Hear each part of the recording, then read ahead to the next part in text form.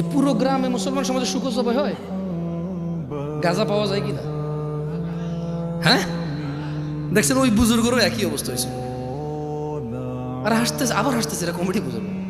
আরে ভাই, একটু বিবেচনা দিয়ে চিন্তা করেন না। আপনি যেরকম নেশাকে শুকরের চাইতে ভালো মনে করেন, মানে শুকর এতটাই আমরা ঘৃণা করি, আলহামদুলিল্লাহ, আল্লাহর প্রশংসা, প্রপার আমরা এই সমাজে এটা দেখি না। আছে সুদখোর পর্যন্ত শুকর খায় না। সুদ খাওয়া কি? শুকর খাওয়া কি? শুকর খাইলে গুনাহ কার লগে? সুদ খাইলে গুনাহ আল্লাহর লগে, মানুষের লগে। সুদের গুনাহ মাপ পাওয়া বেশি কঠিন। ঘুষ খাওয়া কি?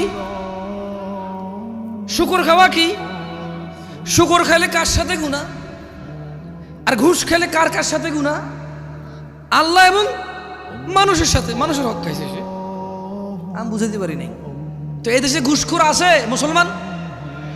মুসলমান ঘুষখোর আছে? মুসলমান শুকুরখোর আছে? মুসলমান মদখোর আছে?